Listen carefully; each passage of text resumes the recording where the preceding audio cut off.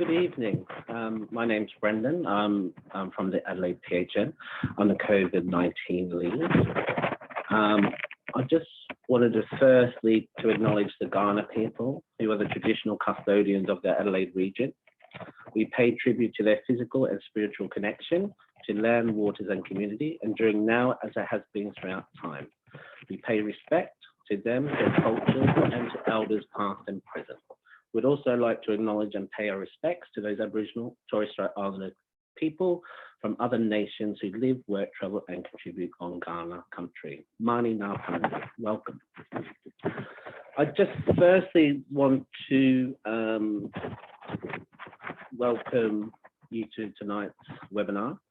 It's a very interesting topic. It's about COVID-19 referral pathways for general practice, for antiviral medication prescribing, the management guidelines and clinical decision updates.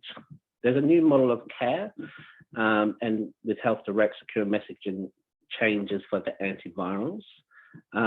So tonight will be facilitated by Dr. Emily Kirkpatrick, the Deputy Chief Medical Officer of SA Health, and Dr. Melanie Smith, the Medical Lead COVID Response Team for South Australia SA Health.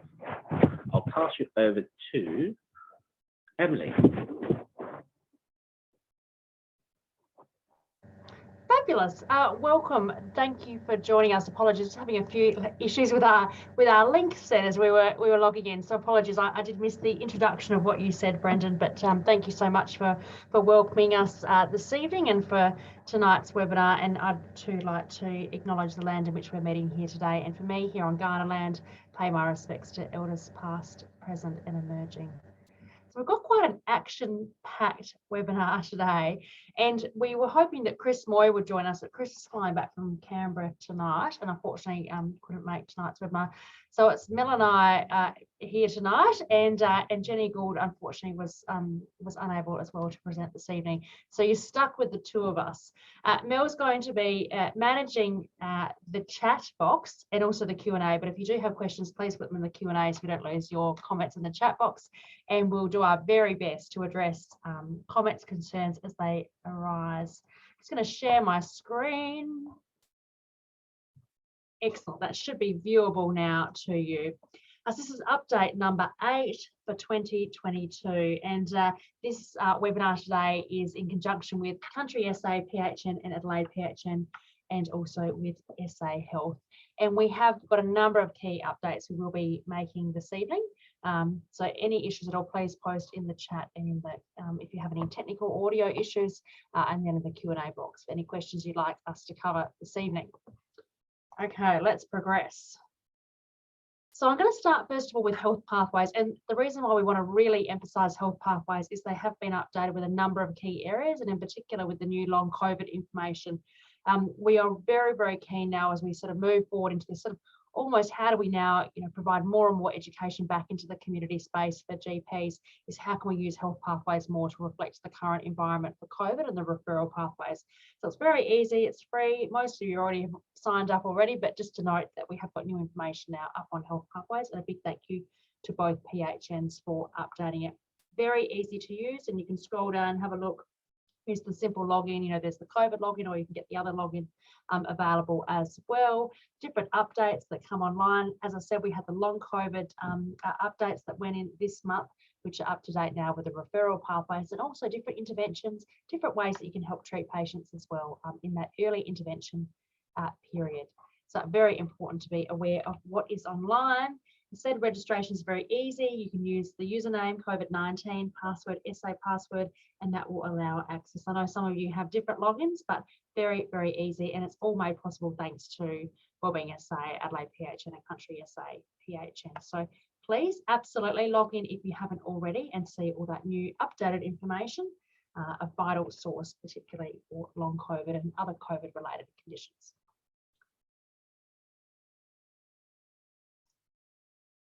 All right, I'm going to go through now and provide a bit of a COVID-19 GP update in a few key areas, and we've sort of pulled these topics together based on what's been discussed today in different forums, and also what we've been sort of holding on to for the last couple of weeks that we wanted to bring up. So first of all, the transition post June 30th, and of course today's end of financial year. I know many people are off celebrating or doing different things with family members, so it's never easy doing a webinar on June 30th, but we want to talk about what is happening from tomorrow onwards with a number of the changes for COVID, the modelling and the shift in the BA.4/5 variant that we're seeing at the moment, the flu vaccine, extension of the current free flu vaccine program to the end of July, which was announced this morning, changes to the community care, which is our new community hub model, which I'll talk through, and also with HealthDirect as well. And we'll throw on a few little bits and pieces as we move along. So extension of the free flu vaccine. So it has been relatively good uptake so far of the free flu vaccine, but it was conscious of the fact that we are already seeing increasing cases here in South Australia at the moment. With influenza, we've had reasonable numbers of hospital admissions coming through with influenza, not unlike we've seen with other years, though. I will make mention of that. It's not that we're seeing a super spread variant of influenza. It absolutely is aligning to what we would expect with H3N2, H1N1 being the two main strains that we are seeing. But we have extended out the free flu vaccine program until the end of July, just to provide people more opportunity to go and get that flu vaccine. And we've said this before as well, if you are vaccinating children and you're following the guidelines around giving the 2 doses, it may be their first year that they're having a flu vaccine, you absolutely can store that vaccine away and administer that for free at a later date. So just to emphasise that point. Now, this is a new change we wanted to cover from tomorrow, is around the referrals required for private pathology testing. And we know there's been a few discussions online about this, and we've also just put this out in this afternoon's GP update as well. But from tomorrow, COVID-19 PCR testing at the 2 private pathology sites, so ACO and Clinpath, will require a referral. And the reason for that is that we had a contract in place and an agreement in place with both laboratories until that point in time that SA Health was funding the testing. And so it's not Medicare rebatable if people we're going into one of these testing sites and not using a referral form. And there's multiple changes that are happening both in the Commonwealth space and also from the state perspective, that we need to be mindful of auditing changes with Medicare, and that it simply wasn't appropriate for us to keep paying for that particular test, noting the importance that we know for individuals to be able to go back to their GP, have the referral coming across, and also for Medicare compliance, the lab can bill the test as well. Is important to have a Medicare prescriber number and a consultation attached to it. So we expect that we may get a bit of pushback in this space, particularly from the community who are used to going to their local Clinpath or ACL site, and they won't unfortunately be able to do that unless they have a referral form. We still do have non-referred COVID testing at this point in time at the drive-through testing sites with SA Pathology, and we have the Victoria Park site, which is relocating tomorrow to Park 23 off West Terrace. So Vic Park will be closed from tomorrow, and we'll see a shift as well and a change in hours as we move away from really comprehensive PCR testing, as we move to a combination of RAT testing and PCR testing, and of course focused on high-risk individuals getting those PCR tests for both influenza and also for COVID-19, and you need a referral at any of the sites for influenza testing. So it's only the COVID testing that you don't need a referral at the SA Path or SA Health sites, and then at Clinpath and ACL for respiratory panel testing. And it's very, as many of you know, it's very easy to order online. The electronic request forms through both ACL and Clinpath, so easy to do through telehealth, and then sending a link to your patient to be able to then have that referral then when they go to the testing site. SA Pathology is still working through their electronic referral system, was the last I heard. I think they were undertaking a pilot out with some of the GP clinics around the state, and that's still working through those final stages over the next few weeks. And then that will be an electronic ordering system as well to make it easier through iPath for patients to be able to get referred for influenza testing. And of course, this will also mean what will happen in some of the regional and rural locations as well, requiring request forms. So a bit of a shift in where things are heading, but we do have our GP advice line. If you have any concerns, not quite sure how to navigate the system, please call through to our medical advice line that operates from 9 AM to 5 PM 7 days a week. Okay, I'm going to move now onto the modelling, and this is the publicly available modelling that some of you may be familiar with, which was undertaken or presented last week, beginning of last week, to show that we're expecting to go through another surge in the next couple of weeks. And certainly the data from this week indicates this is already happening and following that trajectory up. And then also we expect that we will see an increase in hospitalisations as well a little bit later. We expect that it'll be more towards the second half of July the school holidays always play a part, and we know that children, important for children to be vaccinated if they haven't been, to really try and reduce down that potential for spread of COVID-19. Just before I'll come to this in a little bit, it's about childhood vaccinations. So if I forget, we'll make sure, Mel, that I come back to this around some of the changes we may see in the next couple of weeks with kids' vaccines. So in terms of active cases, this is the modelling that's undertaken by Joe Barney within the Royal Adelaide, and particularly focused on with the current data that we have inputting into it and then tracking along where we see that curve progressing. It's remained relatively stable, the numbers in terms of ICU occupancy, the new cases per day. You can see where we went up to in January into April, and then we expect then just around this hospital occupancy, we'll see that going up, keeping between the yellow and the red line, the orange and the red line, I should say, and the same with new cases per day, expecting that to go up to around 5,000 to 6,000 cases per day.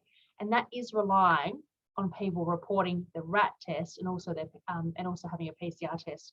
We know from I don't know if many of you have seen the seroprevalence studies that have been undertaken recently that have been published. It's just very interesting to see the baseline level of COVID infection that does exist in the community that has remained undetected through testing mechanisms, and particularly Queensland was an area that we know has not quite got the highest level of testing at matching what they're seeing on their seroprevalence studies. So just something to keep in mind as well, that obviously this is based on the fact people do need to report in their results, and we have made it easier now for people to report their RAT tests. We had quite a number of complaints come back about how difficult it was reporting RAT tests, and in fact, when we looked back through our call data here at SA, we're getting about at one point in time between 60 and 70 calls a day for people trying to report RAT tests. So it's much easier now. I've tested the system, it's really good. So if you've got a patient coming in, they don't know what to do, you can actually report now on their behalf. You can enter in your details as the verification, you get the verification text message, and then you can put in the patient details in that site. And it can be a home phone number, it doesn't have to be a mobile, knowing that there are individuals in the community who just simply don't have a mobile phone, therefore making it easier to report those RAT tests online. So hopefully that will make a difference, and particularly reporting of kids' results, parents' results, others in the family as well, make it easier for all of us, which will be good. Okay, we'll move along now to the next slide, to the genomics. And this is just quite interesting, I think, as we see some of the changes happening with BA4 and 5. And I'll just go through this a little bit on this slide and then on the next slide as well. So if you look down at the bottom here, you can see this is really where things have progressed over the last 1 to 2 years. You can see that change there where we then had Delta coming in. Then you can see here that we then moved to the Omicron variant, the BA1, 2, and then we've gone up here to focusing now on some of these newer variants, 4 and 5, and then some of the BE as well. And we know that BA2.121 is the predominant US strain as well that we're seeing. It's quite interesting looking at where these genomics sit in terms of the breakdown. So just for awareness, that's still being undertaken by SA Pathology as a selected sample. So it's not necessarily going to be picking up all of the cases in the community that we're seeing, but the lab prioritise international traveller specimens. So if there's an individual who tests positive and they've recorded that they're an international traveller, we do still have that requirement in place for a RAT test and then to have a follow-up PCR that's in that under the Public Health Act now, that those individuals will have genomics undertaken, and also in our ICUs as well. Genomics are also undertaken as well. And we're seeing now where we had BA1 up to sort of March time in the ICUs, then we've moved to BA2 from April onwards, and we expect as we move along that we'll see a change in the way that the genomics are presenting in ICU patients as well. In terms of the breakdown, you can just see here in the other way this has been represented. I do miss Tom Dodd at these presentations, who would always do a fabulous job of presenting this data, but as many of you know, Tom stepped back and is enjoying probably a nice relaxing time whilst we're all still here in COVID down on his farm or whatever Tom's up to these days. So apologies, I can't give as detailed explanation as Tom would give with these slides. But you can see here that we were sitting really predominantly at the Delta, then we went to Omicron, now we're sitting out this subvariants now and looking at recombinant as well, recombinant, which is not that uncommon to see now that we are seeing more and more disease prevalent in the community as well. I just thought this would be interesting of ED data that was pulled yesterday or the day before, just around demand, and particularly because we have had feedback around respiratory presentations to ED. Have we seen an increase in respiratory presentations to ED? We've seen generally increased demand across the system, and particularly demand for patients to be admitted in the system. So as we talk about ramping, it's all about ramping. But we have to keep in mind as well that we're looking at the whole system, and we are absolutely seeing changes in the way that patients are admitted in the system, severity of illness, the discharge planning associated with patients, which of course adds to that backlog as well. It makes it difficult then for space in the ED to be able to provide that assessment and treatment for patients. But if we look at the total ED presentations and the respiratory ED presentations, you can see here really not that big a difference from the 2021 data from the 2022 data, which is quite interesting looking at this. And particularly, we're seeing very similar trends of the percentage of ED presentations as well, mirroring what we've seen previously. So it's not saying that we've got huge amounts of respiratory illness in the community that's unprecedented. What it is saying is that we're seeing similar levels in the ED in terms of presentations of severity of illness, if that made sense. I don't think that makes sense, but hopefully I've explained that to the right extent that I meant to there. So not seeing a change in the ED presentations for respiratory illnesses and that severity of illness, to clarify. The multiplex respiratory panel testing is interesting to see, and we know, of course, that GPs are another predominant referrals in now for multiplex testing, and this is just the SA pathology data. So the ClinPath and the ACL data is separate to this. If we look at the SA pathology data, we can see here, and we're sitting at week 28, 29, you can see that we are seeing some changes as well with the number of cases. So we drop down a little bit in terms of the influenza testing on this particular GP referred testing and what has been occurring in the system. And you can see as well that we're picking up some more cases of other viruses as well as part of this. More cases of rhinovirus were picked up as well. We can see over the last couple of weeks. So up and down changes in the current data coming through. And this week, week 29 is midway through the week. So we expect that will actually go up as the week progresses. Okay. We'll move now onto the community health response. I'm sorry, it's a lot of me talking tonight. Okay, let's move on to where we are now. So at the moment, 99.5% of patients are being managed at home in the community. And most of the time, people do pretty well. About 10% of those people at home need some sort of clinical intervention. And that may be that they need help with their existing chronic disease, they may need help with their COVID in terms of what to do or management, or they may be in one of the higher risk groups where they're eligible for oral antiviral treatment. And finally, they may need an escalation of care and need to come into the acute system and be managed in the hospital. So as we work through around what does this all mean, and this living with COVID, business as usual, it's really quite harsh terminology if we think about it, particularly as we're seeing the modelling in those cases increasing we expect over the next couple of weeks. But what it does mean is we have to think about how do we now shift back and think about how we can support in the community patients to stay in the community, but also support them at home. We don't have the same level of restrictions in the community as well. How can we support the community to understand that COVID is not over? We're still very much in COVID, but we're in this next phase, and we do need to live with COVID, but we need to live with it safely. And we know that GPs are an absolutely vital source of helping to educate patients in the community, and helping to educate our community about the importance of masks in areas where it's poorly ventilated, in high-risk settings, the importance of getting tested early when symptoms develop, and of course, the importance of maintaining the close contact rules, wearing a mask if you are a close contact when you are out and about, and also if you're COVID positive, following those rules and reporting in those results is important so that we know that you're sick, but also important as well so the community can manage and get on top of the COVID as we go through these upcoming surges and waves that we expect new variants. So if we think about what's the main way that the community can get help for COVID-19, it's still through the National Coronavirus Helpline. And that helpline was set up earlier this year, set up here in South Australia as our main form of communication for individuals to seek help or support. And particularly in March, we then changed all of our SMSs so it linked then to the National Coronavirus Helpline, which is run by HealthDirect. So we talk about HealthDirect, we talk about National Coronavirus Helpline. They are two different call lines. HealthDirect manages all things non-COVID. So you've got someone has a sore foot in the community, they're not quite sure what to do, where to get help and support, they call up the HealthDirect number.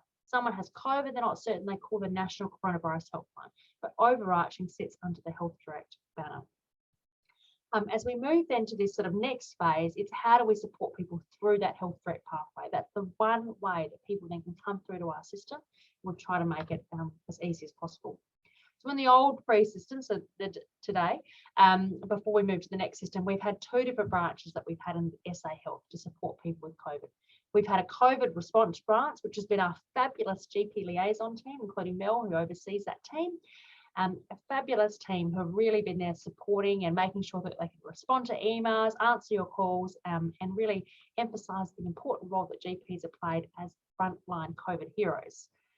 That team has also been overseeing as well and working closely with our quarantine teams and supervised alternative quarantine. Now, supervised quarantine is no longer a thing here in South Australia. We no longer use medi-hotels for quarantining or isolating individuals. We had two sites set up. We had a site in Port Augusta and Ceduna for regional quarantine, and particularly focused on how we could support people in community and be closer to home quarantine and isolation. Those sites have also ceased and are no longer operating. But of course, those sort of things can always be explored if they need to be in the future. In terms of our COVID response care team, and that's probably the one that you're familiar with most, which was our 1-800-272-872 number. And that was the 24-hour team that was set up at the end of November. It was led as a nurse-led model of care that enabled escalations from HealthDirect, but also the community themselves could call into that number and get care and support. You could call in as their GP. Anyone could call into that number, and we provided and realigned care. That's a very, very large team. Now that team has now ceased operations on Tuesday, and the team now and the staff there have gone back into their roles in the local health network supporting the acute system. So what we have now had to put in place is a team that just manages high-risk escalations from HealthDirect. The community can't call into this new team, and I'll come to that in a little minute. As part of this, though, we have now stepped back from our current Gpat team, so the GP assessment team. I just want to go through and acknowledge and really emphasise the achievements that team has achieved and some of the thank yous as well associated with it. So the Gpat team, well, March 24th, they started in 2020 as part of the Ruby Princess. We had a number of cases in the community. We needed help with what to do, assessing patients. We had a public health team within the department, and there was a desperate need to bring in support to be able to assess patients. And this was the time when Danny Byrne also brought me in at the end of March, and I haven't left since. So I don't feel like I've taken any time off at all, and I'm still here. But that was the time when we leaped in and we formed a partnership with the GP assessment team. And I must say, it's been an incredible partnership because of the fact that we've had so many GPs working on the front line supporting patients with COVID-19. And it was a time when we know it was so challenging as well for GPs to be able to support patients with COVID, particularly when it was all new, very uncertain about treatment guidelines, changes were coming into place. And of course, a lot of people then did need escalation and care in the acute system. So that was set up with 24/7 med care. And right at the very beginning, they have worked incredible hours and got through 260 initial consults, and it was really focused a lot on the social supports. What do I do with my dog? What do I do about my food?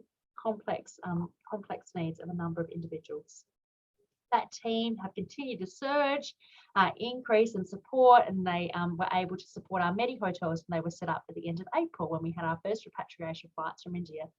And the team were there supporting with a number of other supports across the South Australian GP community. We had the South Australian Indian Medical Association as well supporting as part of those repatriation flights. The Gpat team, then they went on to support in the medi-hotels and provided very comprehensive support for individuals who were really, really struggling in their 2 weeks of isolation and quarantine, and phenomenal the support they did provide, particularly the social and mental health supports. And also to our Afghani refugees as well that we had that travelled to South Australia and repatriated here in 2021. So that team, before we opened the borders up, on average 27 doctors, they completed over 37,000 COVID consultations for the SA Health team. That's a phenomenal effort. Then when we opened up the border, that team by January 2022 had over 120 doctors working in Gpat, and at one stage got up to 167 on their books that were working across the system. And during that point in time, so from December to June, over 80,000 GP consultations have been undertaken by that team. So incredible effort to support the SA Health response for COVID. And a big thank you to Jenny Gould, who's worked tirelessly since day one, and we're very pleased that Jenny's going to continue on in our new high-risk hub that we're developing.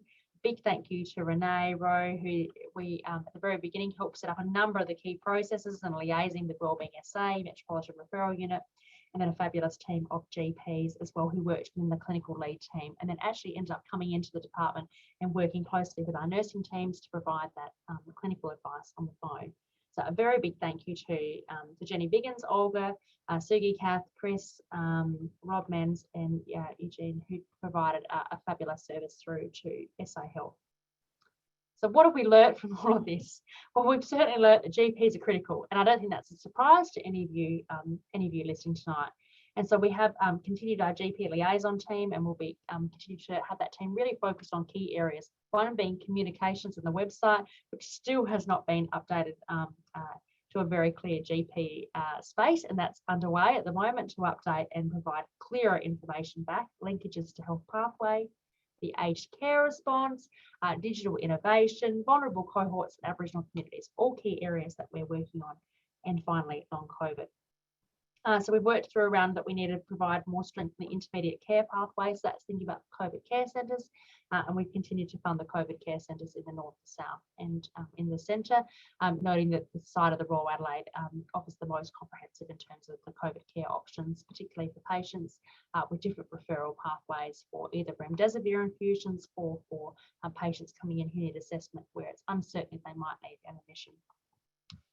So there's 4 key areas that we're working on over the next 3 months here in the department, and particularly in our team. The first being our new high-risk hub, our GP advice line, expansion of the GP liaison team, and finally working with our virtual care service around aged care pilots. So I've gone through all of that. What does this mean now? You've heard me talk now for an awfully long time, 25 minutes. What does this all mean now for the community management in this next phase of COVID-19? Noting that COVID's not going anywhere, it's still around, how we can help to manage COVID and make sure that patients in the community are supported by primary care. Well, what we've done is we've pulled together all the good bits out of the cricket team. So the fabulous experienced GPs, we've pulled together to make sure that we've got nursing support, social work support, and mental health support within our high-risk hub. But what we have decided to do is make it so that the community doesn't call in directly into this phone service. And that's because with so many thousands of patients, a very limited workforce, we simply wouldn't be able to provide the care and support we need to people who need it most. So what we have done is aligned it so that everyone goes through the National Coronavirus Helpline, which runs off the National Evidence Task Force guidelines. So triage patients, it's a nurse-led triage, just like someone coming into the ED, ask a series of questions and then make sure that they receive that appropriate level of care and support. That option may be self-support at home and providing reassurance. It may be going to see your usual GP, so booking in for a telehealth appointment. It may be being referred into our high-risk team, or finally, it may be coming into the ED, into the SAS referral pathway.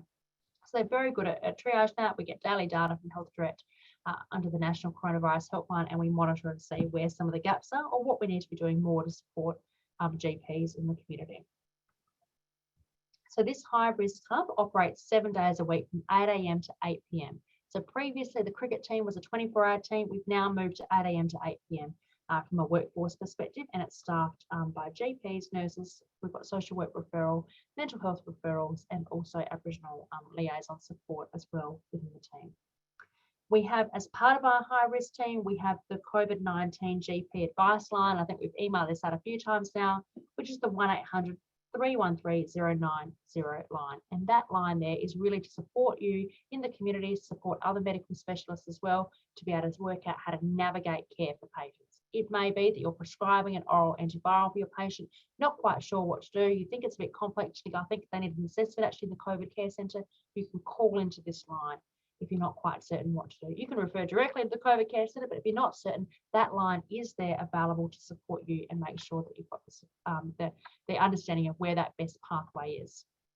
And so there's no patient direct phone number into the hub. It has to be via the National Coronavirus Helpline, and that's the number that we text patients. It's the numbers we've got online. We've made it very clear there is no other phone line referral. It's through the NCH.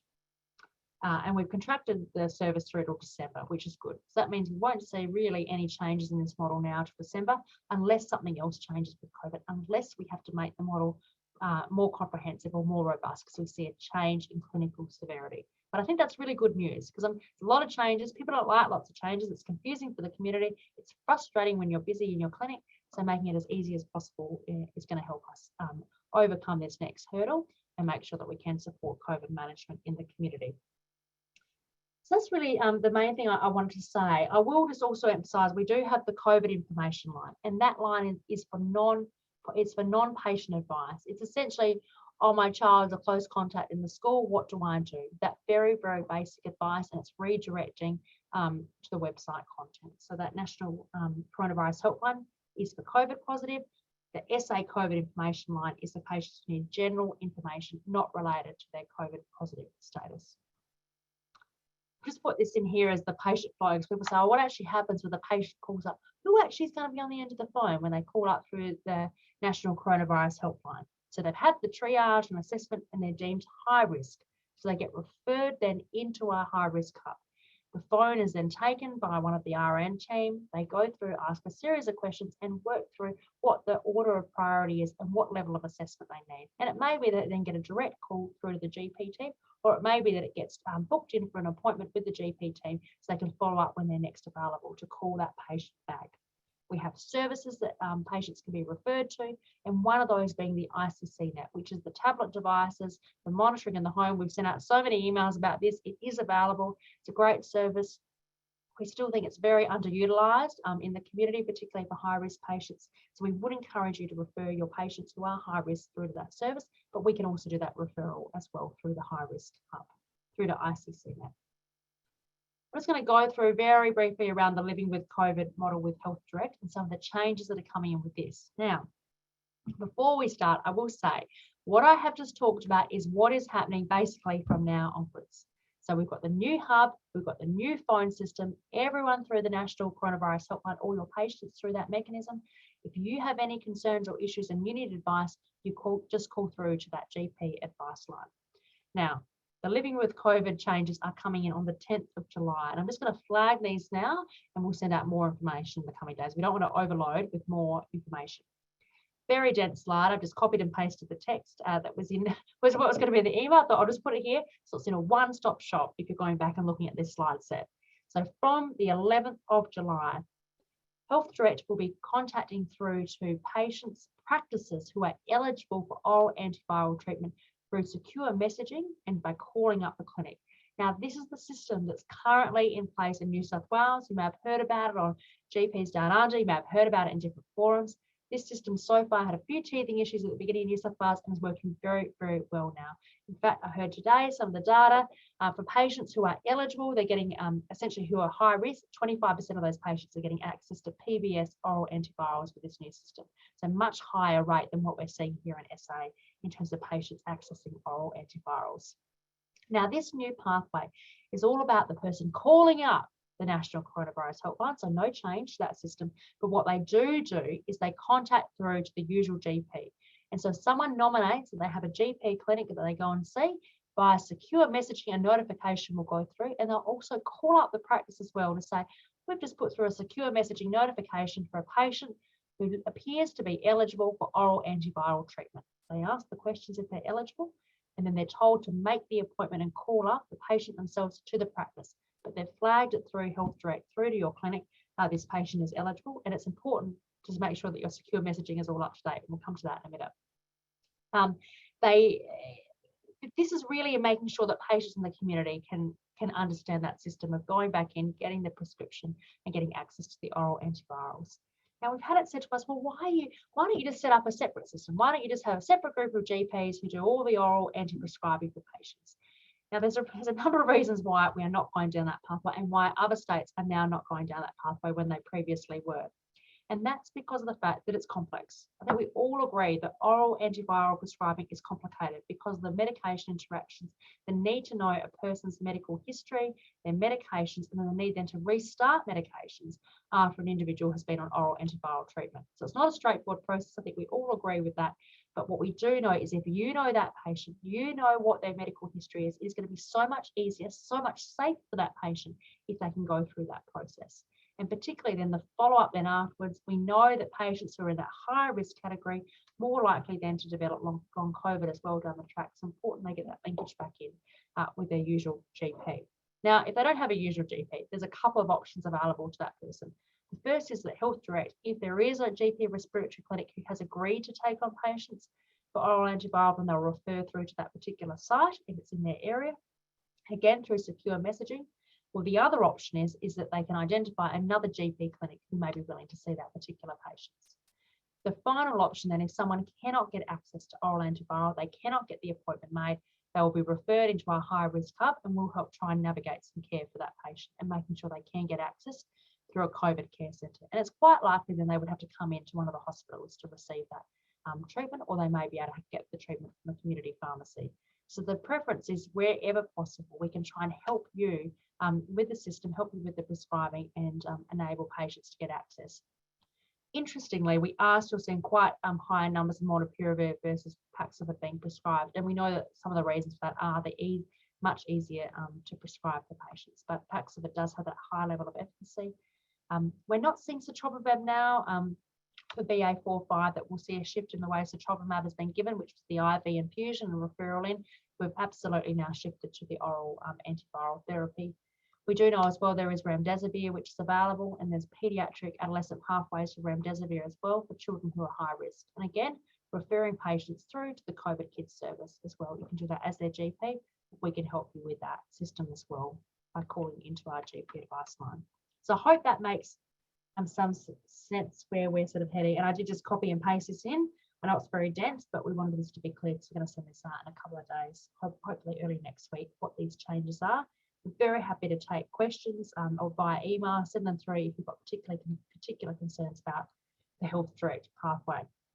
Now, this is the visual representation of what I've just copied across in words, where someone's diagnosed, they get the result, they're told to call the National Coronavirus Helpline, the call happens, they're stratified into the risk, different categories of care. So this is a fabulous chart. You can always print it out, put it up on your pin board if you want, so you can have a look and see what actually is that pathway. And then if you see, oh, what happens with the oral antivirals? You can see when you come to this slide here, once they've gone through that assessment, they're connected in through secure messaging and they can then access care if the GP is able to see them. If not, then they can be referred into our high risk hub and we can help try and navigate care or find them an alternative GP prescriber. So where a GP respiratory clinic or a GP doesn't have secure messaging, the PHNs are absolutely able to assist in this space, and it's really important. We've got fabulous teams in the PHN, and Brendan and the team are very, very happy to be able to support and make sure that you can update and know how to utilise secure messaging. And I will just provide a little bit more context and background as to what sort of uptake there has been. And we know GP practices have taken on board secure messaging. Some are not using secure messaging, so making sure that we can try and help you with that system. So I think Adelaide, and thank you, Brendan, for sending this through, this data. There was a total of 334 active practices, and then 300 of those, 323 have been set up to use secure messaging. So it really is how can we now support you, particularly around HealthLink and making sure that you can get access to these particular notifications coming through. You know, secure messaging as we do move forward, outpatient notification, SA Health changes, that's going to be important down the track. Of course, COVID derailed a lot of those technical advances we were hoping to have made by now, but it is important secure messaging as a future way that we do communicate between the acute system, other healthcare providers and general practice. So as I said, the PHNs, both PHNs are very happy to assist in this space.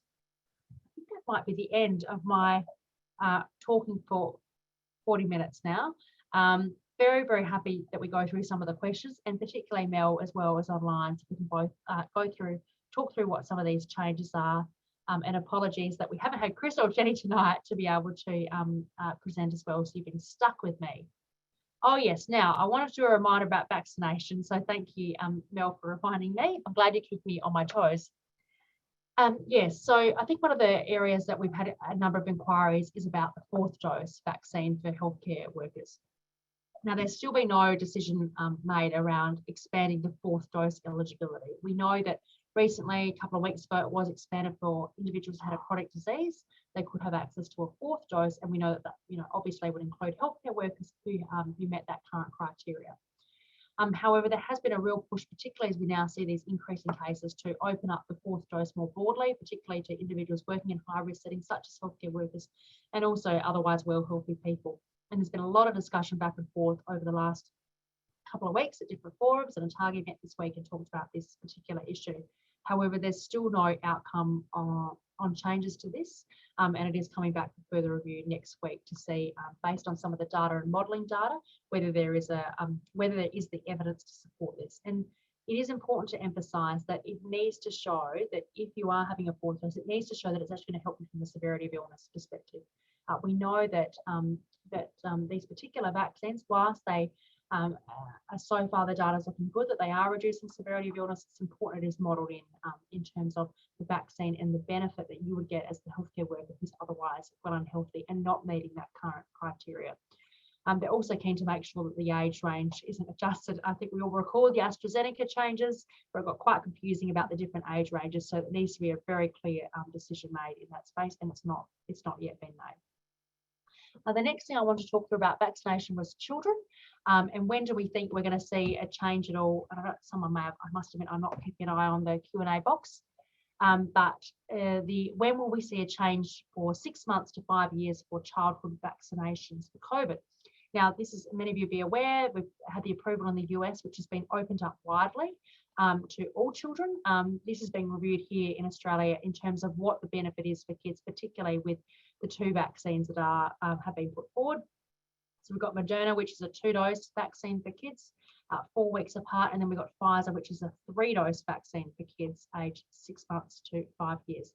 So there's just quite a bit that needs to be worked through still in that space. And again, it's not yet had made a decision around children in that age group, and hopefully in the next 2 weeks there'll be an answer out around what will be the criteria and the eligibility, and particularly they're looking at whether this would be all children or is it only a subset of children who meet particular criteria.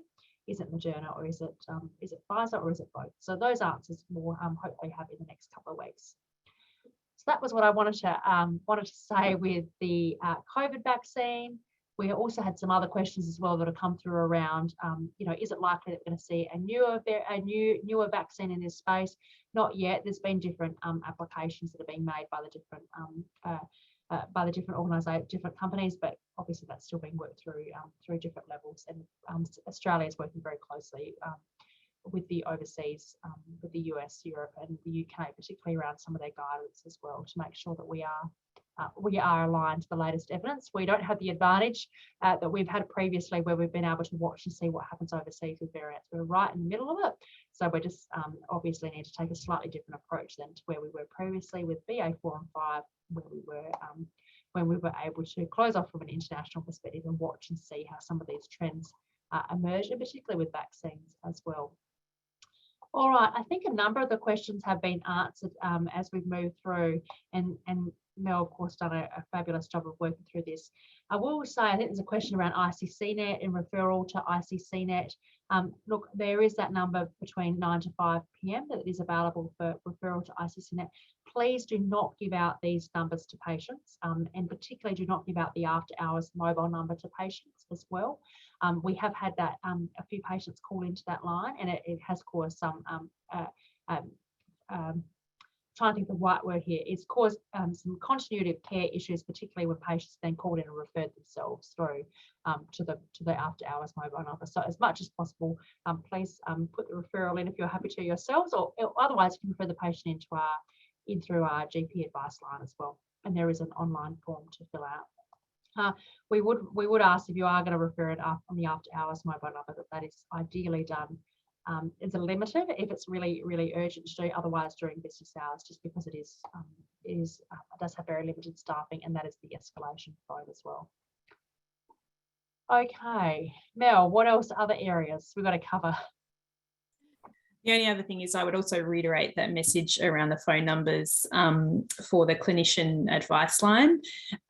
Please maintain that purely for clinician use and not for patient use, because it can cause some significant distress among patients and the doctors on the other end as well. And the same for the COVID kids contact numbers that have come out with some of the referral information that has come through to GPs in our previous updates. It's really important that we use those numbers wisely, otherwise people stop wanting to give them out. Yeah, thanks, Mel. And the number we had with the cricket team, the 1-800-272-872 number, that has been ceased now. So again, there's a few, we've noticed, I've done a few searches to try and see where that number is still sitting online, and it is still on some GP practice websites as well. So it might just be a matter of just taking that off, putting up the National Coronavirus Helpline. We're really happy to help if you want some wording that we've used in our updates, copy and paste it, put on your website. As much as we can communicate out through that one line, the better. We're sitting at around about, we went up just slightly yesterday on our calls through National Coronavirus Helpline. I think 325 calls yesterday from South Australians into that service. So it's not a very high number when you think about it, patients calling in on a daily basis, given we are over 16,000 cases now, current active cases in the community. So yeah, as much as possible, referring people in.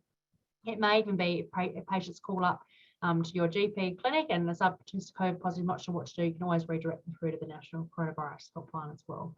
Another way to help triage their care. And I'd also reiterate that any non-urgent queries or requests for support around prescribing or how to manage COVID positive patients or sort of pre-planning for patients can come through to our health.coviddoctorinfo@sa.gov.au email address as well. And we have our team of GP liaisons monitoring that inbox on a daily basis. I'll put that email address into the chat. Yeah, fabulous. Thanks, Mel. We have asked as well a little bit more about what some of the other states are doing. So we obviously had a very comprehensive system here where every patient was contacted back in January, and now we've stepped back really now. So it's all self-escalation, self-management by the individual in the community. But if you know that one of your patients is particularly at risk and you're worried about, that they're particularly vulnerable, it may be that you cover a particular number of residential aged care facilities or supported residential facilities in the disability space. We're really happy to help in any way we can in terms of providing. We've got some templates as well that we've that Sarah's done in our team around for aged care facilities. To sort of think about patients before they test positive. What can you do in terms of prescribing? Making sure that you've got a plan in place, then you tick what they're eligible for, and then it makes it much easier and much quicker, because we agree it's complex. Prescribing is really complex. I don't think that's quite appreciated across different other specialties. It does take quite some time to prescribe these oral antiviral medications, and the drug interactions are absolutely you've got to go through all of that. So 15 minutes, agreed with some of these comments as well coming through in the Q&A. It's not easy at all. So any way that you can almost like a pre-consent, go through and be able to work through what those particular issues were, what that medication would be, we would encourage it. I was just going to make a comment as well. I did have an inquiry today from my lovely GP around whether we could give out scripts for people going overseas and travelling who are high risk. We know lots of people are resuming now, going away, back to rebooking their trips that they had to cancel a couple of years ago. Unfortunately, you can't use PBS scripts for patients who have not yet tested positive, but they may be still eligible at the point that they do. The only real way around that is by giving them a private script, and really that's incredibly expensive. It's still sitting at around $1,000 for a 5-day course of medication. But in some individuals may be happy to spend that money and then they keep it there. I don't know what the return policy is back to pharmacies. It's probably not a return policy back, but just to keep that in mind, that you cannot use it, do a PBS script. And the Commonwealth are actively auditing as well to see. I know we had the word auditing in general practice, but they are actively looking at outcomes as well for patients who've had scripts. So it would be strongly encouraging everyone to be following the Streamline Authority guidelines for PBS scripts for the medications. I think, has that covered most things? Let's have a look. Yes, the level C equivalent for phone consults. There is still the COVID item, but yes, unfortunately there is the changes that I think you've already applied to that, I think already, Mel, haven't you? Yeah, and the other thing is that the video items are still there. I know this is challenging, and a lot of GPs and some patients are not hugely comfortable using the video consult items, but it might be that that is one way to get around this in the interim. And I certainly understand that this is being fed back, that it is particularly challenging having that sort of reduction in access to the time required to prescribe this medication. The other thing I know I'm trying to do with my patients, who I think are the ones who are likely to qualify for these medications and may have some complexities around prescribing, is to do some pre-planning. So when I'm seeing them for other things before they get COVID, is hopefully trying to do a little bit of that work then, so that when it comes to the time when they do get COVID, because it certainly feels like we'll get it at some point, there'll be a bit of work pre-done and hopefully make that process a little more efficient. But I know that's not always viable. It's just kind of a little thing you can do at the edges to try and increase efficiency a little bit. Yeah, thanks, Mel. I think there's it's been raised with various forums about the level C consult. The RACGP, the AMA, everyone has been working tirelessly to try and get this addressed. I've had a conversation with the Minister here about this yesterday. The understanding of, but it doesn't make sense why you can't prescribe in 15 minutes. We can continue to advocate, and hopefully that we will see some changes in this space, and particularly given the fact that this is a critical couple of days with all the health ministers coming together in Canberra at the moment. So we're hopeful that we will see a shift in this particular position, and particularly around the COVID item numbers and vaccine item numbers, and also with the prescribing item numbers as well. And there's a couple of other comments as well that have come through around using mobile phones, difficulties with computers. Absolutely, we're trying to make this easy for patients to be able to call up that number. Really encourage you, they can call up from a home line onto that phone number. They then don't need to do anything at all electronically or enter in any survey data. So you might recall I think it was about 4 months ago when we stopped the survey for how it was being utilised. It was in April we did it. We just found that people were not completing the survey, or not completing it accurately because of the time it took. People either knew how to manage COVID, or they didn't know how to use the form of technology, or they couldn't understand what was being asked of them in that process. So as much as possible, if we can direct people to that phone number, there's the interpreter service linked to that number as well. Absolutely, we want to make this easy for the community. Do you have to bulk bill phone consults for COVID related issues? Absolutely not. You do not. I've said this before. I'm surprised there hasn't been more commercial COVID operators pop up doing telehealth, but no, there is no requirement to bulk bill that particular appointment. And there's also, we've also had queries about the flu vaccine. There's no requirement again to bulk bill for the flu vaccine if you are giving it out free as well, as part of the extension. I might jump in there, and there was a question asked around referral for remdesivir, where Paxlovid may be contraindicated. We still have the centralised online referral pathway to access remdesivir as a national medical stockpile medication through the LHNs and through the COVID care centres across the state. That pathway and referral process will probably change slightly in the coming weeks, just to have a slightly different format. We're actually hoping to have a form that you can, that it will be a template that you can integrate into your best practice or medical director or ZMed to help pre-populate a whole lot of that information and enable you to just sort of print out a patient health summary and upload that through an online form, just to help make that a little bit more of a more efficient process. Because I know typing out a patient's entire medication list is not a fun process for a lot of these patients who are kind of eligible for these medications. So there will still be that centralised access, because remdesivir is currently only available through the National Medical Stockpile. But just be aware there may be some slight changes, and hopefully they will be really changes that will make it easier for GPs to refer through that in the coming weeks. We're still finalising how that works with all our LHNs and how we can best access and really kind of smooth the pathway to people getting medication close to where they are. Yeah, there was a lot of content in the slides, so we're very happy. Anything at all you think, and Mel tells me this, I need to slow down with my presentations, and I managed, actually I did present this presented this previously in 10 minutes, those slides. So I think we're very happy always to be contacted, to be emailed. I'm happy to be emailed personally, but we've also got our GP liaison email address. It's still up and running. We've got a fabulous team of GPs who've come into the hub, many of you online tonight, and then we've also got our GP liaison team that's sitting in our new branch that is now overseeing these two areas of COVID, which is our community and primary care partnerships branch. So I've taken on the executive director role for now that we've finished the Emergency Management Act, and now I'm looking for something fun to do. I'm still here in the COVID role, but overseeing some of this work with a partnership approach, so that we can make sure that GPs have the care and support they need, because this is really difficult navigating this system at the moment. All right, Mel, anything else final you think has popped up we need to make comments on? We did have a question from Bronwyn around still being able to access PPE through SA Health and the procurement arm.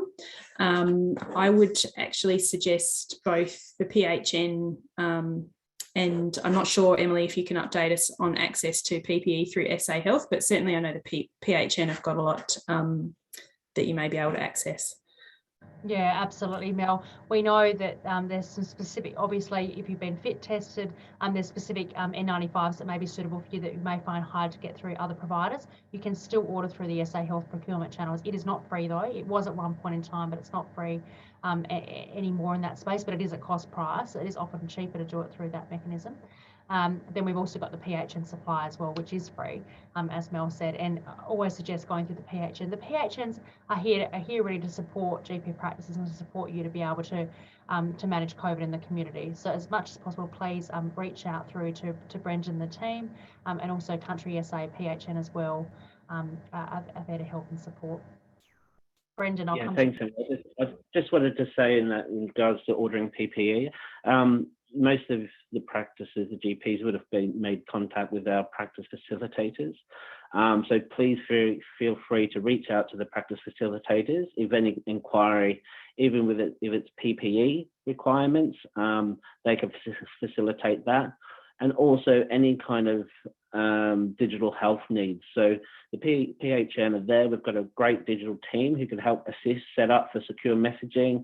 They can assist with e-prescribing, telehealth services, or any kind of education just around secure messaging. It won't be a problem. Just contact one of the practice facilitators and they'll point you in the right direction. Yeah, excellent. Thanks, Brendan. I didn't mention about e-prescribing, where we are currently in that space, but yes, more and more there's absolutely support for the PHN to be able to help with the transition across. The other question we have is around relaxation of vaccine mandates, and I didn't touch on vaccine mandates. I mean, there's a couple of arguments people put forward on either side of this. One being around, particularly for the mandates, is it that we need the workforce to come back into the system, as the first point, and the second point is, you know, at what sort of point do we look at overall high risk settings having mandates? There's no intention at this point in time to change mandates in high risk settings, particularly in the aged care, healthcare workers, and as we see cases increase, it's really important we do have a vaccinated workforce in those settings, particularly then to reduce the risk for vulnerable patients coming in, where they may not get the same spacing, they may not get the same single room access coming into our hospitals, they might be in a shared ward, they might not be able to maintain their own level of protection. So certainly hasn't been discussed that we would be looking at stepping back from the mandate at this point in time, but of course those are always conversations that continue to happen at the national space and also at the state level as well. The furloughing we get asked about is staff furloughing, and in terms of general practice, we do have the provisions in place. If you are a close contact, you can return to work with the negatives. You need to have the RAT test first. While you wait for the PCR, you can go back if you've got the negative RAT, and then of course it's just a matter of really through your practice manager making sure that you've got all those provisions in place, and you're wearing PPE while you're at work, and then of course following the RAT regime. We find the same in the hospital system. Close contacts are going back to work with those same provisions in place. But we are finding, of course, that there's increased community transmission of COVID. We're now seeing reinfection. I haven't touched on reinfection tonight, but we are seeing that reinfection emerging, particularly in that post 28-day period coming into play. So that of course, is having impacts, and particularly the women's and children's quite impacted at the moment with staff furlough. Quite a significant number of staff currently unwell. So that would be a factor, of course, that would come into any sort of changes in vaccine mandates. But I will emphasise it was a very small number in the acute system who were not vaccinated, who were frontline healthcare workers.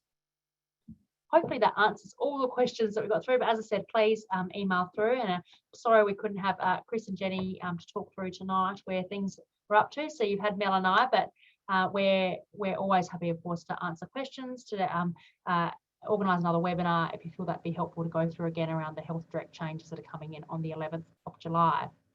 I didn't mention as well, we do have a webinar with the RACGP on Monday night with Dr. Louise Flood on influenza as well, just particularly around what we are seeing currently with presentations, influenza, and have asked if Louise will give us a quick update, if that's okay, on monkeypox, given that we did have our first case of monkeypox today.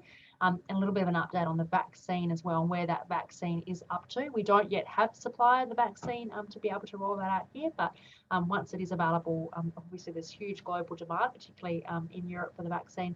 Once we do have more access here and more availability, then there'll be further communications about how people can be able to access vaccination for the smallpox, the monkeypox. All right, we covered everything, Mel, we wanted to cover tonight.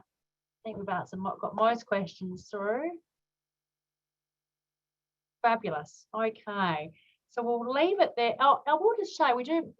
I know Jackie's posted a few times, and Jackie Yu's posted a few times. So I didn't mention about the COVID care centres really, that the COVID care centre, the RAR, is still operating, is still up and running. It's been a joint model between Sefton and the Royal Adelaide to keep that program in place.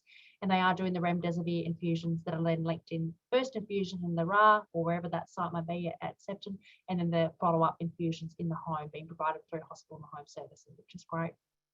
And Jackie's been doing a marvellous job, absolutely marvellous job in that space, as has Eleanor down at the south, in making sure that we can get patients assessed and treated. We're always open to new ideas about how we can get patients face-to-face care and support GPs. So anything at all, very happy to be about.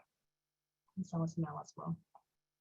All right, we'll leave it there then. Thank you everyone for your time this evening. Really appreciate it. And a big thank you to Adelaide PHN, Country SA PHN, SA Health as well, for allowing us to all come together this evening. End of financial year celebration. We should have a drink in hand. And let's hope the next 2023 year brings us a better luck with COVID-19. Thanks, Brendan.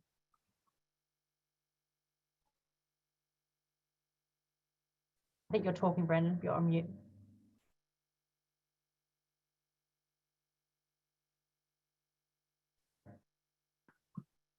Oh, sorry. Sorry, I didn't realise. I'd just like to say, Melanie and Emily, fantastic webinar tonight, and thank you so much for putting it together. And I know that the practices and the GPs really appreciate all your hard work. So I would like to thank you both on their behalf for tonight and for always. Thanks, Brendan. And hopefully we'll have the whole team back together next time. Thank you.